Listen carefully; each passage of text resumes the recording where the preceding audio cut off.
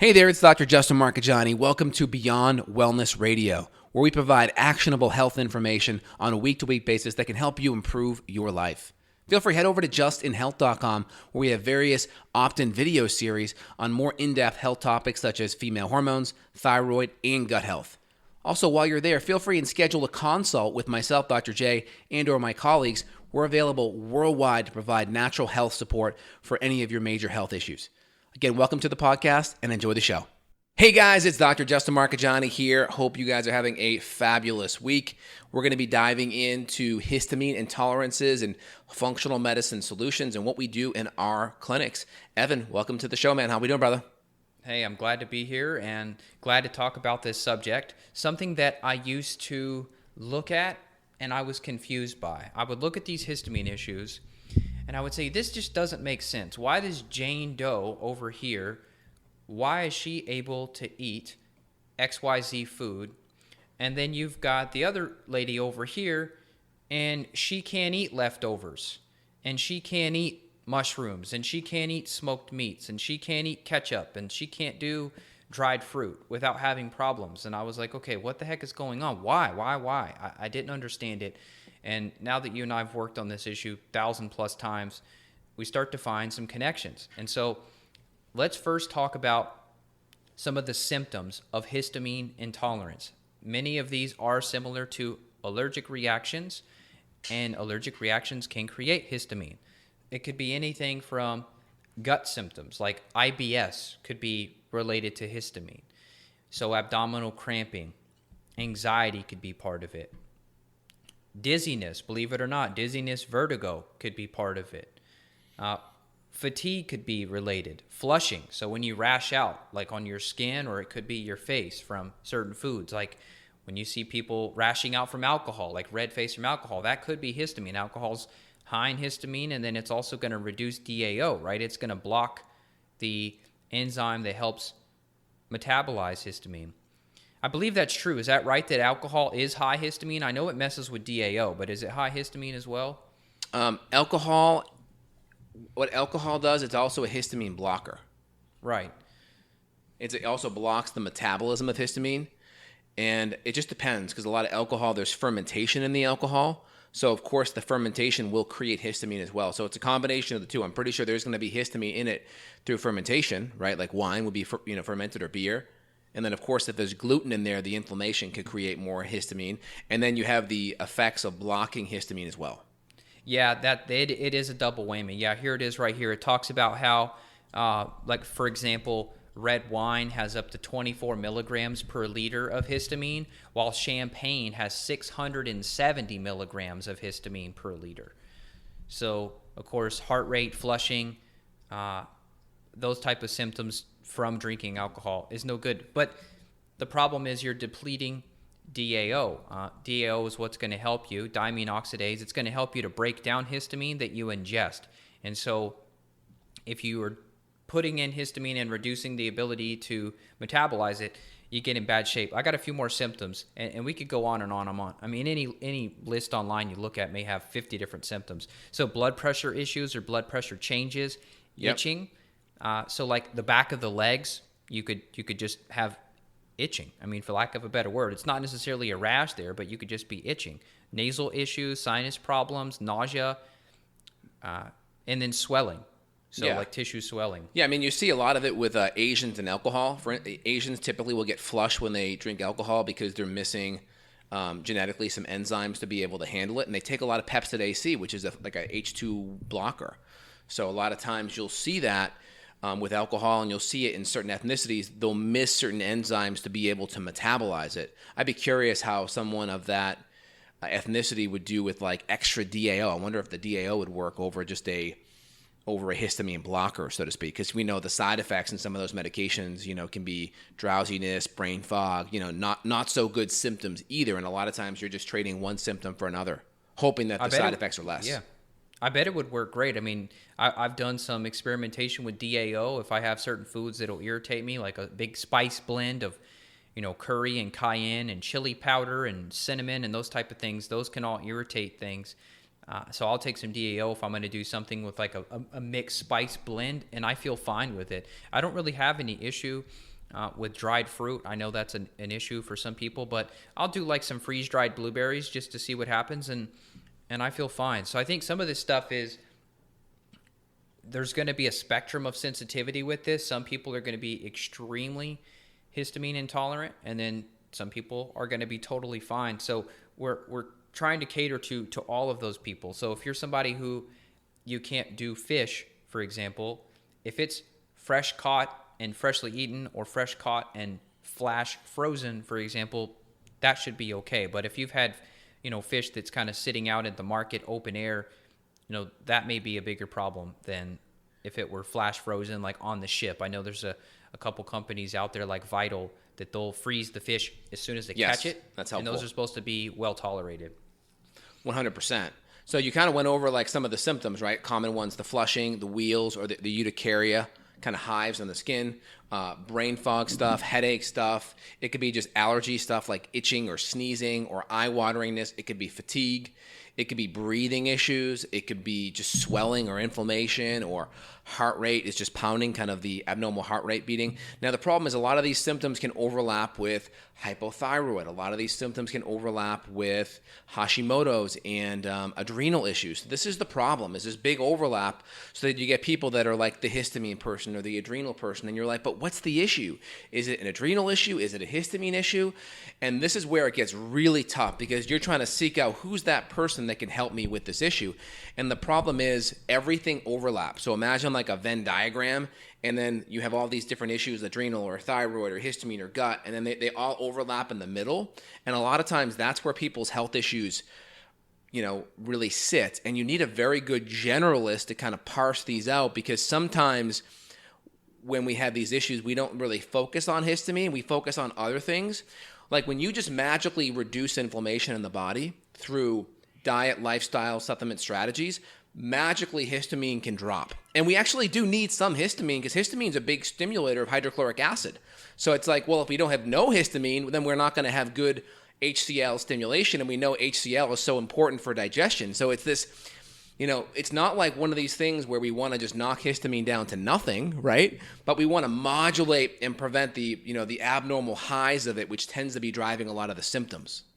Yeah, that's a great point, and many people don't hit that. If you talk about the word histamine, it's sort of like a bad bacteria. It's just kill, knock it down. But yeah, you're right. I mean, it's a neurotransmitter, and it does affect the immune system too. So it's not something that you want zero of. I don't know the exact mechanism, but I know histamine has some role on energy. Like your sleep-wake cycle is somehow related to histamine. Appetite, I know, is involved with histamine. So there's a lot of things that people they skip out on. And then they get on these H1, H2 blockers, and then who knows what's happening downstream. Yeah, I mean, histamine is part of the stress or inflammation response. I mean, it can cause clots. It can cause cells to get more sticky. It can cause your lungs to constrict a little bit more. It can cause more swelling and fluid retention. It can open up the blood vessels, partly because imagine if you bang your elbow, right? What happens? Does it get more swollen or less swollen? It gets more swollen. Why? Because of the inflammatory response. It's driving vasodilation, meaning it's opening up the blood vessels. Why? Well, to help bring the immune cells there, to help kind of get the inflammation and recovery process under control. So the problem is a lot of these mechanisms, they're acute, punctuated mechanisms. They're on, then they're off. With chronic inflammation in the system through gut or other hormonal imbalances, it's on and then it stays on. And then now that it's on, certain foods that may have not have been a problem before now perpetuate the problem. Does that make sense? Yeah. So it becomes this vicious cycle where, like, yeah, you may be fine. You should be able to have some kombucha and some bacon. But now, because of the inflammation, now that bacon's a trigger. Now the kombucha's a trigger. Now the citrus fruits are a trigger. Now the good avocados are a trigger. And it's like people are pulling their hair out. They're like, what is going on? I don't get it. These are good foods. What's happening? And they have to look deeper at, of course, well, we look at the symptoms. The first thing I do is I say, okay, let's try cutting some of these histamines out of our diet food-wise. Do we feel better? Yes or no? That tells me something. And if that helps, then we look at, okay, let's work on better digesting our foods. Number two, let's work at gut infections, because we know the microbiome, if out of balance, can really create these abnormal histamine responses. And we know how the microbiome is so important with gut permeability, and that increases autoimmune issues, hence thyroid, hence adrenal, hence gut issues, irritable bowel disease. So everything can just really spiral out of control if the microbiome is not there, if the food's not there, and of course, if stress is there. We know what the sympathetic nervous system response does in regards to burning up our B vitamins and decreasing HCl and enzymes and decreasing dopamine and adrenaline over time. And then we also know that certain nutrients are going to be vital for histamine, for making the enzymes to break down histamine, right? We know certain enzymes, the DAO enzyme is really important, and we know vitamin C, we know copper, we know B6. B6 gets burnt out so much during stress. It's very important for our neurotransmitters. And we also know that if we have low stomach acid levels and we're stressed, we'll be burning them up at a much higher level. And we know that when our gut microbiome is out of balance, we have more bad stuff than good stuff. We know that the bad microbes will be eating those nutrients versus making it. And we know those bad microbes will be actually making more histamine byproducts as well. So it's this double-edged sword. When the gut's out of balance, we eat the nutrients we need to break down histamine. The bad bacteria makes more of the histamine, and then we don't get a lot of those nutrients absorbed that help us make the enzymes to degrade histamine. It's a triple-edged sword. Yeah, and then think about, too, you need vitamin C to help reduce or sort of metabolize histamine, for lack of a better word. And a lot of people are going to be pulling out citrus, even like lime, lemon. Those are kind of demonized in the histamine world if you are reacting to it. So now you don't have enough vitamin C. So I'll try to supplement vitamin C personally and clinically and see if it helps. And in many cases it does. So we'll have people do quercetin, which is in the vitamin C family, to help stabilize mast cells. That way we can prevent the release of histamine, at least in theory. If we take a shot of 500 milligram of quercetin before, when I say a shot, I mean a powder, put it in a shot glass with a shot of water, and I'll shoot it down like a 500 milligram quercetin before a meal, and then mix a little vitamin C with it. And that tends to help reduce some of the reactions, and then also the DAO before meals. Let's go in just a real quick list, and then we'll keep talking, because you hit on something that I think people miss the boat on, which is that, and this is something you and I talked about before we hit record, which is that histamine intolerance or histamine issues are an effect. What is the cause? Correct. So histamine issues are an effect. What is the cause? So let's rant on that more in a minute. But we hit the alcohol, fermented foods, cheeses, smoked foods, shellfish. Many people that say they have a shellfish allergy, we suspect it's a histamine issue. Beans, nuts. My voice cracked. I said nuts, almonds, nuts. I don't know why, but certain nuts get moldier than others. So, for example, like macadamias, for some reason, those and cashews tend to be more intolerable versus I find a lot of people do well with almonds. Chocolate, vinegar, tomatoes, citrus. So those are kind of like the histamine triggers. But let's go back to the gut, because what you were saying is that the gut bacteria are going to be doing several things. They're going to be messing up the gut barrier. They're going to be producing histamine. So regarding testing, if someone says, hey, how are you going to test me for histamine? Let's dive into that, because the answer is we're not directly going to test you for histamine, correct? We're going to be looking deeper. Correct. I mean, there's some markers like you can do the tryptase marker. It's a tryptase enzyme marker that you can do. When you break down histamine, DAO is one of these enzymes that helps break it down. And there's also histamine N-methyltransferase, HNMT. I think you can also test some of those enzymes. But for me, I make clinical changes with the diet. And I also give specific supplements, and I let those symptoms kind of dictate.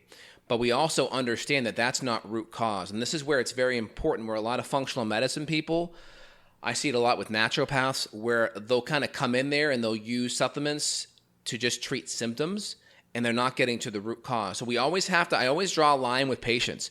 What's going to be palliative changes to allow you to feel better in the meantime? And then number two is what's going to be more root cause, because sometimes root cause stuff's a little bit slow, and that's not good if you need relief now. So we need to figure out a way to get relief now, like you mentioned, some of the natural antihistamines, stinging nettle, quercetin, NAC, bromelain, kidney tissue that has the DAO enzyme, maybe B6, copper, zinc, good quality multi. So we'll do those things. We'll make the diet changes. We'll look deeper at the gut and the adrenals, because we know steroids also are part of what's given to address some of these issues, right? From a symptomatic standpoint, we know steroids, like the big medication we know are H1, the H1 receptors and H2 receptors are the big ones, right? We know the H1s, like your Benadryl and your Claritin, these are the H1 histamine receptor blockers, the Benadryl, the Claritin, right? And then the H2 ones are going to be like your Peptid AC, right? H1's going to be more the histamines in the muscles, where H2 histamine is going to be more in the intestines and the abdomen, and that's going to affect the heart. So H1, H2. So keep that in mind. Those are the big ones. There's actually H1 through H4, but the big meds are H1, H2. And we know that the medications can be helpful, but they have a lot of side effects. And we have to be very careful with that. We also know that the gut and all these nutrients play a huge role. And when we look at the nutrients, we have to, one, get a good quality multivitamin in there that's going to have a lot of these nutrients that are going to be bioavailable so we can absorb it easily. And number two, we have to get our digestion under control. And number three, we have to look at other issues deeper that could be a mold issue, or it could even be a Lyme or a co-infection issue. I always table Lyme stuff unless there's a strong history of tick bites. I always table it and deal with the gut first and the adrenals and hormones even before that. And then personally after that, I typically will deal with mold. Evan and I may differ on this. I'll typically look at and test mold right away if there's a strong history, water damage in the home, history of visible mold. Or if we're on the fence, we do a plate test or a urinary mold test. Or, hey, do you feel better when you leave your house for a week? Right? Though if those symptoms are there, we'll look a little bit deeper and we'll test. I typically don't go after and address mold right away, because a lot of how the mold is removed is via the hepatobiliary system. So that's liver, gallbladder, gut, and the stool. So if we don't have great gut issues, a lot of times we can reabsorb stuff. A lot of the binders that we may give to help pull out mold can actually cause constipation. So I always fix the gut motility, fix digestion before going after mold, but we can at least test it in the patient, test it in the house, and we can at least start making house changes right away. Yeah, so I go after it straight away regarding testing, but yeah, you're right. You got to get people pooping before you go and do binders. And a lot of times, like some of the binders you and I are using have fulvic acid, so constipation is rarely an issue. And if you're bumping up magnesium and vitamin C and that kind of stuff, generally it's no big deal. But how I approach it is that way you mentioned, plus what'll make me go after it more beyond just history is just looking at the mold symptoms. So on my intake form now, I've got like 25 different symptoms, and if they check off more than a handful, we're like, this doesn't look good. So we'll look into it. And a lot of times, I mean, it's showing positive. One thing I wanted to mention on the drug piece, you did a great job talking about like all the over-the-counter stuff that people get into on their own now. So the Zantac and the Pepcid and the Benadryl and the Zyrtec and the Allegra and that kind of stuff. Those antihistamines may work in the short term, but they're going to downregulate DAO, and you get, for lack of a better word, you get stuck on it because now you don't have enough DAO, so therefore histamine rises more than it did before. And then one other thing too is that, and there's a lot of people talking in the forums about this on antidepressants, and I don't know exactly the mechanism. Maybe it's depleting DAO, maybe it's increasing histamine. I don't have the mechanism in a study right in front of me, but if you just look at histamine intolerance Zoloft or histamine intolerance Cymbalta, Effexor, these really, really extremely, in fact, common prescribed and commonly dosed antidepressants, those cause histamine problems. So how many people out there, in fact, there was a lady who had a big website dedicated to this, which was histamine intolerance after discontinuing Zoloft. And so I don't even know if the science is clear on it, but a lot of people are talking about this. So if you have been doing an antidepressant and now you're reacting to more foods, that may be something to look into. Yeah, also, so we talked about some of the big medications, right? A lot of the Allegra, the Zyrtec, the Benadryl, a lot of the H2-1 blockers, right? Here's the rub here, and this is where it gets really, really, really, really confusing, is that we talked about how histamine is actually needed to make hydrochloric acid. So guess what happens with these histamine medications? They also reduce acid levels. And guess what happens when you reduce your acid levels? Now your digestion goes down south. What happens when your digestion goes down south? Now you start to have more SIBO and bacterial overgrowth. Guess what SIBO and bacterial overgrowth does? It produces more histamine metabolism. So it's this unbelievable vicious cycle people get on, and it's very, very frustrating. Not to mention that, okay, there's the other class of medications that help with histamine. Guess what? They're corticosteroid-based. You see it with Singulair, right, or a lot of these steroid-based medications. Well, maybe our adrenals are so weak we don't have enough of our natural cortisol, corticosteroids. So we have to fix the adrenals with it as well, because the adrenals help make that corticosteroid called cortisol, which helps with our natural inflammation. And if we can't put the fire of inflammation in our body out every day, that fire is going to run rampant and create more inflammation, and that inflammation is going to drive more histamine issues.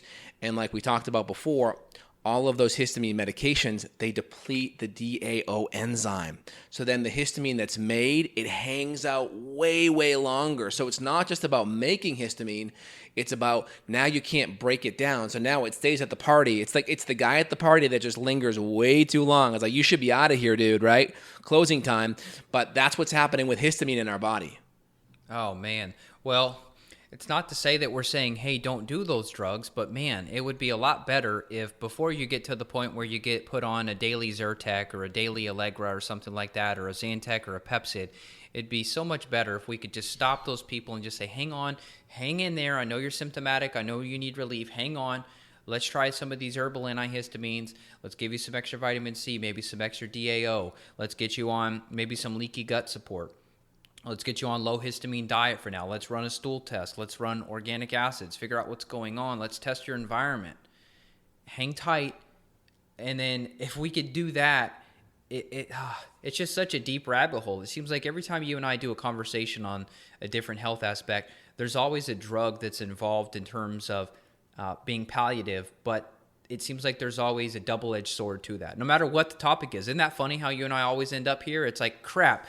The drug helped, but now it actually put us in a bigger hole, and now we got to get them out of this hole because now they're downregulated of DAO even more than they were before. It's like, oh. Exactly. This is the problem, right? And so in general, we got to look at the adrenals, got to look at the inflammation, because if you're taking steroids, we need to have our natural anti-inflammatories going. We have to be very careful of the medication. If we're using the medication, fine, use it sparingly, but just know it's going to create more dependency in the long run. Also, I'd say a big thing is environmental allergens. Environmental allergens can drive histamine. So imagine like we have this big stress bucket, right? And I've given this analogy a lot over the years. We put our stress balls in this bucket. When that bucket fills up and overflows, this is where symptoms happen. So some people, they come in genetically with a big bucket. They can handle a lot. They can deal with more stress, and they have more adaptability. Some come in with a small bucket, and that bucket's already half full because they're exposed to mold, right, or heavy metals, or they're not eating organic. So then now their bucket's already at the very top, and then you add in a little bit of gut dysbiosis, or you add in some environmental allergens, boom, histamine symptoms are going crazy now. So we have to look at that. So one of the first things is get the stressors out of that bucket, and a lot of times those stressors could be things unrelated to histamine, right? So they could be just eating organic, clean water. The other component is environmental allergens can be a big deal. If you're out in Austin, cedar's big this time of year. You're breathing in cedar, and that hangs out in your sinuses all day, and you don't have a good air filter at home at night, then you're in this stressed out state because that cedar's up in your nose causing problems. So my protocol with patients is we have a really good sinus irrigation system to flush things out. We clean it out with saline and Exley or xylitol to knock out any biofilms. We do it twice a day.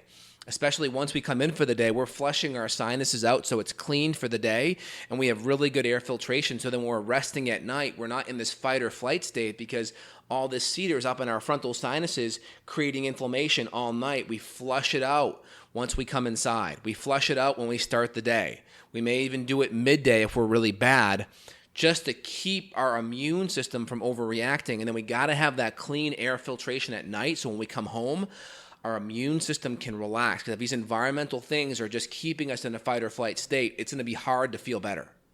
Yeah, so you're basically saying let's try to get some of the things in the bucket, the external histamine bucket, down. That way, potentially, you could tolerate that food, and then we're working behind the scenes to work on the gut and reduce some of the bacteria making histamine there. Now, here's one thing we didn't hit upon yet, which is the hormonal link. And so I've had many women say that their symptoms are worse right before their period starts. And I've heard of many women who are postmenopausal who are now doing like estrogen replacement and other hormones.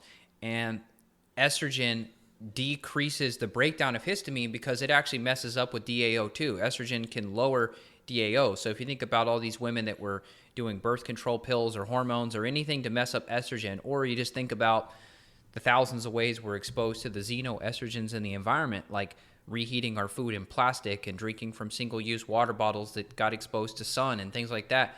The whole estrogen histamine link is big, and maybe that's why we see so many more women than men. You know, I would say as a vast majority, we see a lot more women deal with histamine problems than men. I think it's probably due to the hormonal changes. And so, like if we're looking at that stool, you hit upon the gut bugs. When we're looking at the stool, we're also going to look at that glucuronidation pathway.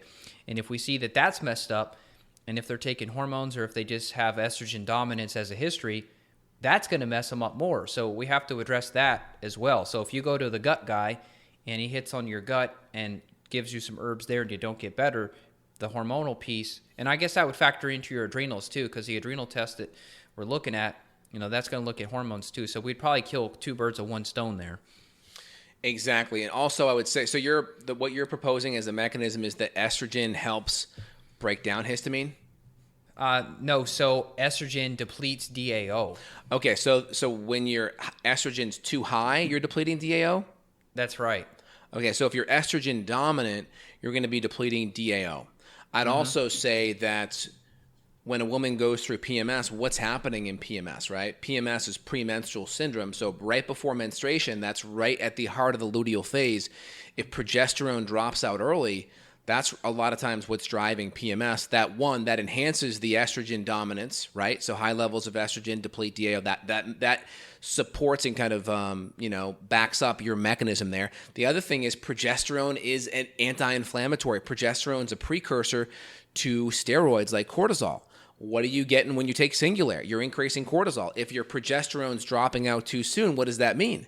Less anti-inflammatory building blocks, right? So all of this makes sense.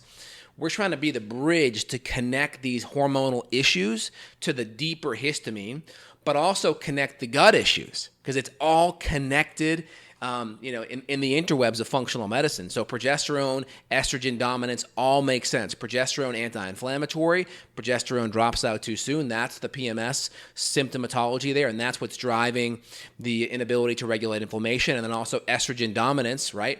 Estrogen higher in relationship to progesterone will deplete DAO, which is the enzyme that cleans up histamine. So all of this makes so much sense. Yeah, and there's a couple papers on this too about the estrogen effects in allergy and asthma. And there's these papers kind of talking about women that are doing supplemental hormones and all of a sudden they've got new onset asthma when they've never had it before. And it started after they were doing hormones. And so that talks about how boosting up the hormones is affecting the mast cells too much, and then that's creating more of an inflammatory chemical release of histamine and probably other mediators too. So this is interesting, and I think this is probably the answer. I didn't really know this until I looked at it, but it makes sense why we see so many more women than men suffering. Wouldn't you say clinically? I mean, women as a whole more in general, but with this specific issue, would you say what you've seen is more women than men? Women's hormones are much more of a symphony that happens throughout the month, and it's very easy for a symphony to turn into noise, right? If the strings aren't in there with the percussion instruments, you're going to get noise. So when you start to have hormones a little bit out of balance, it's going to affect women in their ability to deal with stress. And part of those stressors could be histamine. So that's really important.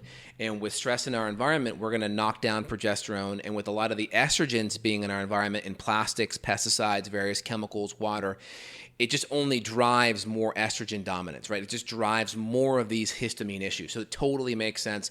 But we have solutions. And functional medicine is going to be the best thing because we know just throwing birth control pills in there, guess what? that depletes DAO further because it's just heightening estrogen dominance, right?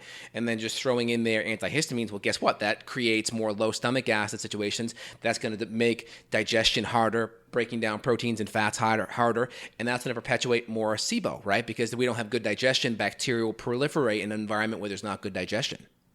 Humans always have to complicate things, don't they, with all the drugs? It's like, darn it. I mean, without the drugs, I know drugs save lives, drugs save people, antidepressants prevent people from committing suicide, and, you know, heart drugs help stabilize the heart rhythm, and blood pressure drugs help get the blood pressure down so they don't have stroke. I mean, I know drugs are needed, but man, every time we uncover some of these connections between the medications and these deeper issues, it's just like, wish we could save people from getting on them. Yeah, if people just want to look up, you just put in like estrogen DAO, or you put in like sex hormone DAO, you'll find some papers on this stuff. It's pretty crazy how connected this stuff is. And so it is.